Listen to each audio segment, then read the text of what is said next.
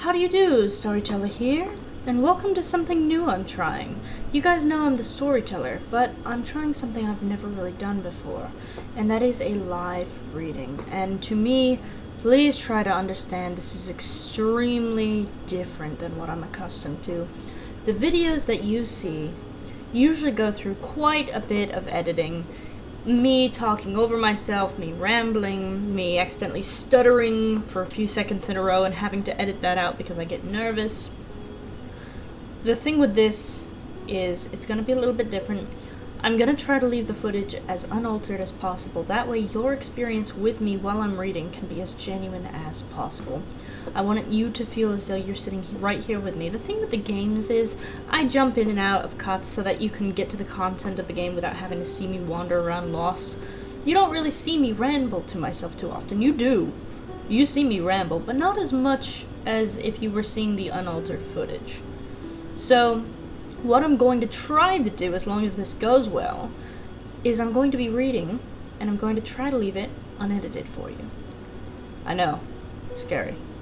Anyway, we're picking up with a book that I actually started the very first chapter of a long time ago. It was over a year ago. It's called The Pilgrim's Regress. It's by C.S. Lewis. It's actually a sequel to the book by Bunyan that he wrote, The Pilgrim's Progress. C.S. Lewis, that's the writer of the books Chronicles of Narnia. He wrote a sequel to Bunyan's book, so it looks very good. I read the first chapter, but I never got any further than that because I stopped reading it for some reason. I don't know why, but it was over a year ago I stopped reading it after the first chapter, and I don't know why. Anyway, we're going to be picking back up with that book series, and they're going to be, as long as this goes well, live readings. First book where I'm going to be doing this, hopefully the first of many, because I actually really enjoy this. I am the storyteller after all, and I haven't been telling much stories. Many stories. We're off to a good start. I do have coffee, by the way. You will see me take breaks to take a sip of my coffee, but that's all in the genuine footage. This is going to be rough. Anyway, let me take another swig of that.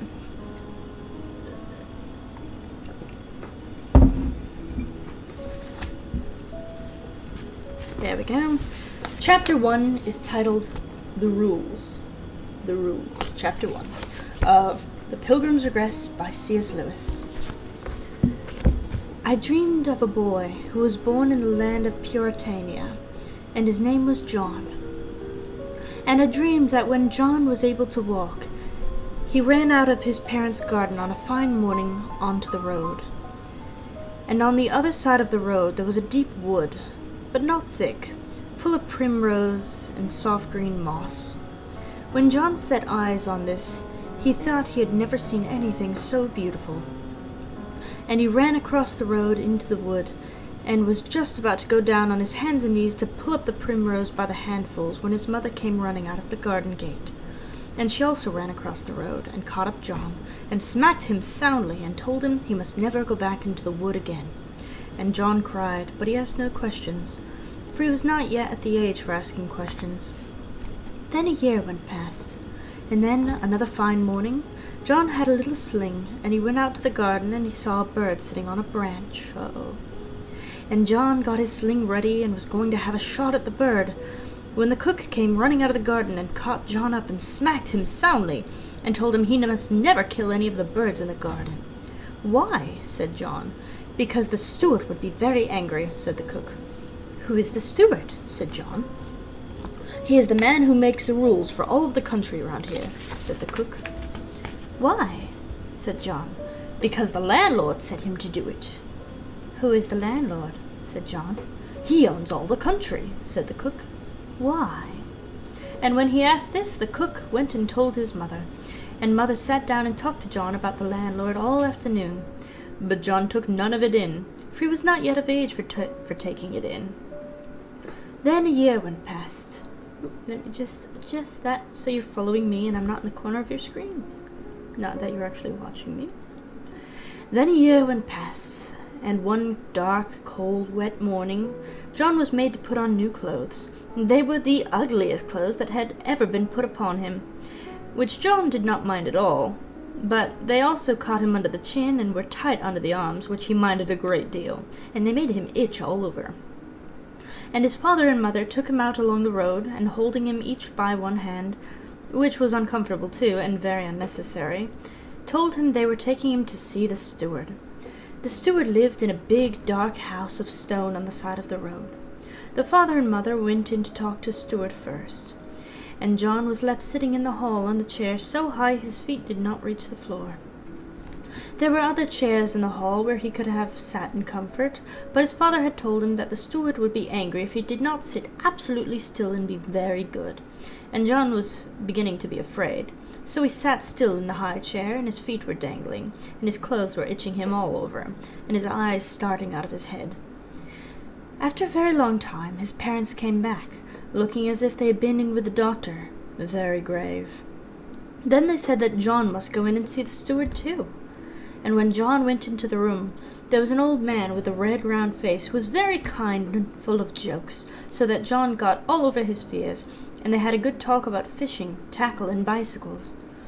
But when the talk was at its best, the steward got up and cleared his throat. He then took down a mask from the wall, with a long white beard attached to it, and suddenly clapped it on his face so that his appearance was awful, and he said, "Now I'm going to talk to you about the landlord. The landlord owns all the country, and it is very, very kind of him to allow us to live on all of it. Very, very kind." He went on repeating "very kind" in a queer sing-song voice so that John would have laughed, but now he was beginning to be frightened again. The steward then took down from a peg a big card with a small print all over it and said, "Here is a list of things the landlord says you must not do, and you'd better look at it." Pausing for dramatic effect. So John took the card, but half the rules seemed to forbid things he had never heard of, and the other half forbade things he was doing every day and could not imagine not doing. And the number of rules was so enormous that he felt he could never remember them all. "I hope," said the steward, "that you have not already broken any of the rules." John's heart began to thump, and his eyes bulged out more and more, and he was at his wit's end. When the steward took off the mask and looked at John with his real face, he said, "Better tell a lie, old chap, better tell a lie, easiest for all concerned." Popped the mask back on his face, all in a flash. John gulped and said quickly, "Oh, no, sir." "That is just as well," said the steward through the mask, "because you know, if you did break any of them, and the landlord got to know of it, do you know what he'd do to you?" "No, sir," said John, and the steward's eyes seemed to be twinkling dreadfully through the holes in the mask. "He'd take you and shut you up for ever and ever in a black hole full of snakes and scorpions as large as lobsters for ever and ever. And besides that, he is such a kind and good man, so very, very kind, I'm sure you would never want to displease him." "No, sir," said John.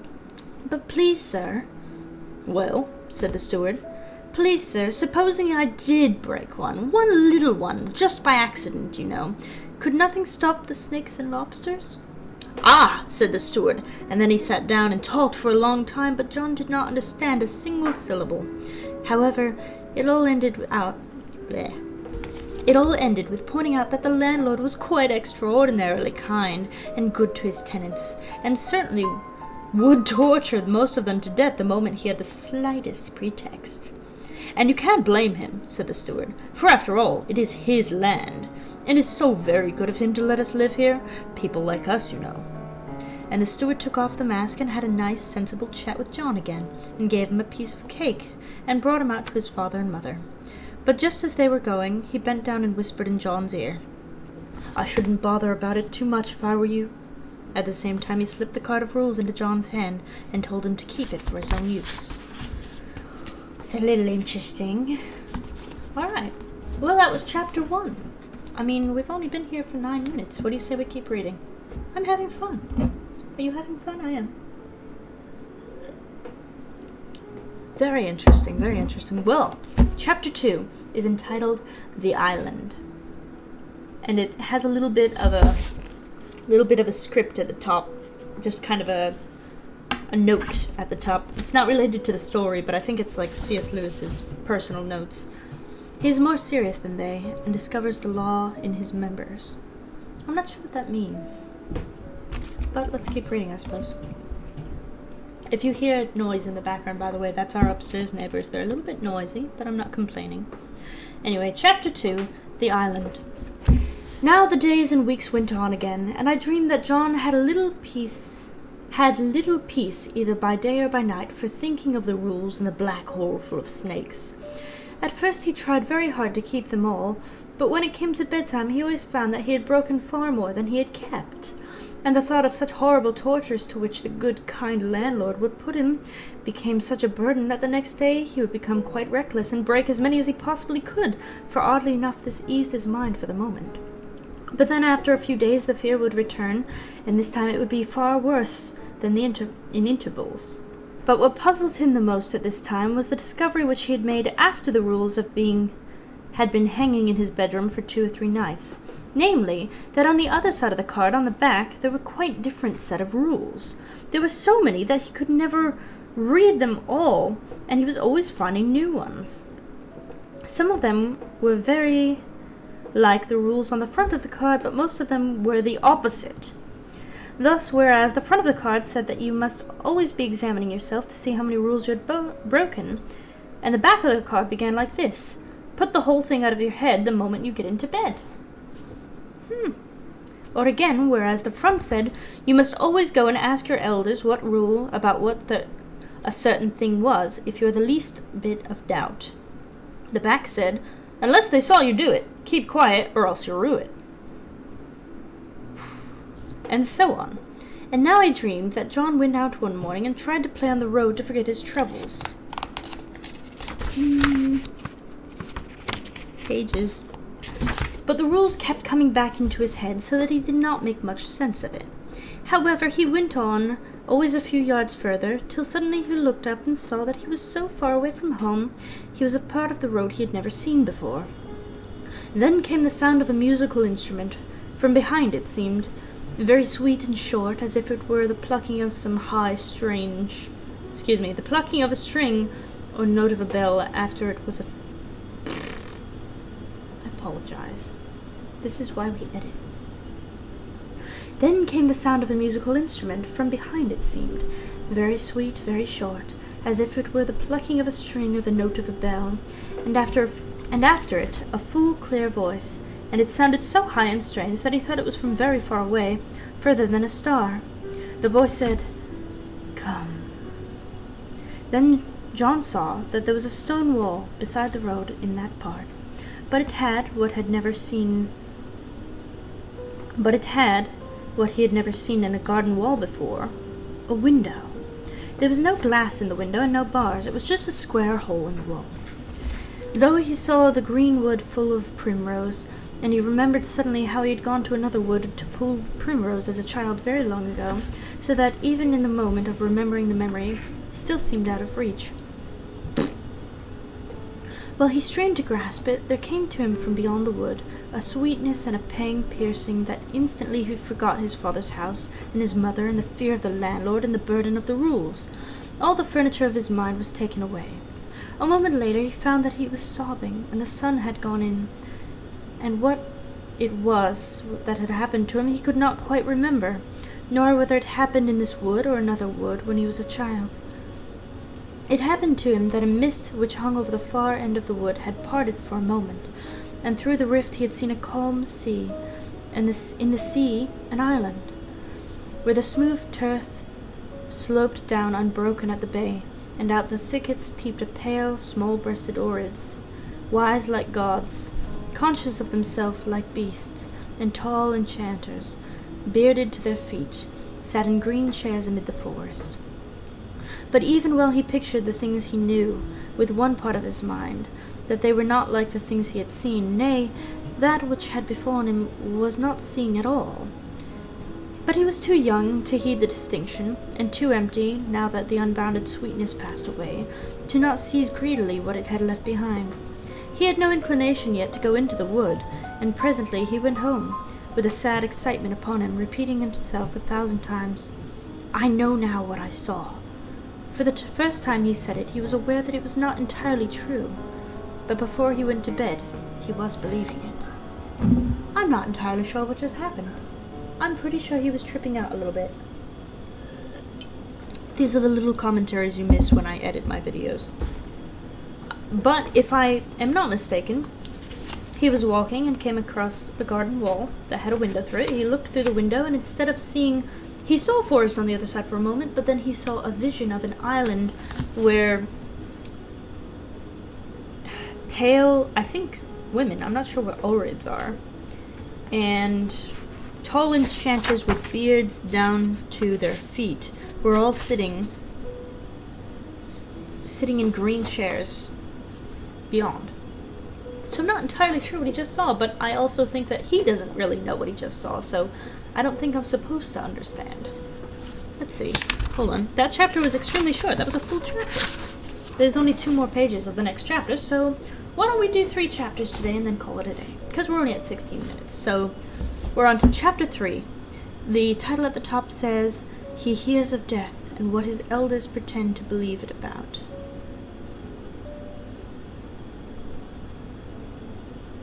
I don't know what that means.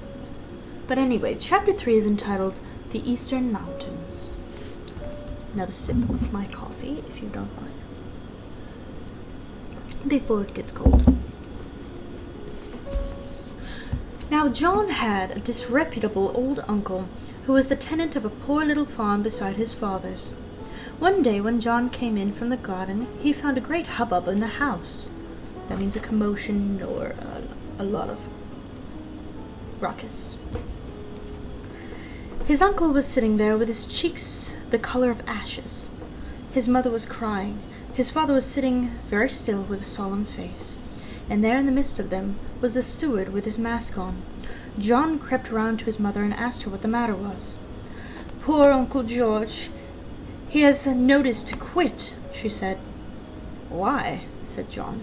"His lease is up. The landlord has sent him a notice to quit." "But didn't you know how long the lease was for?" "Oh, no, indeed we did not. We thought it was for years and years more.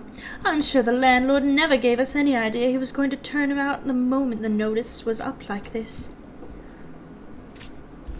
"Ah, but it doesn't need any notice," broke in the steward. "You know he always retains the right to turn anyone out whenever he chooses. It's very good of him to let any of us stay here at all." To be sure, said the mother. "That goes without saying," said the father. "I'm not complaining," said Uncle George, "but it seems cruelly hard." "Not at all," said the steward. "You've only got to go to the castle and knock at the gate to see the landlord himself. You know that he's only turning you out here to make you much more comfortable someplace else, don't you?" Uncle George nodded. He didn't seem able to get his voice. Suddenly the father looked at his watch, then he looked up at the steward and said, "Well?" "Yes," said the steward. Then John was sent up to his bedroom and told to put on the ugly, uncomfortable clothes, and when he came downstairs, itching all over and tied under his arms, he was given a little mask to put on, and his parents put on masks too. This is very bizarre. "And then I thought in my dream that they wanted to put a mask on Uncle George, but he was trembling so that it would not stay on, and they had to see his face as it was, and his face was so dreadful that everyone looked in a different direction and pretended not to see it. They got Uncle George to his feet with much difficulty, and then they all came about on the road.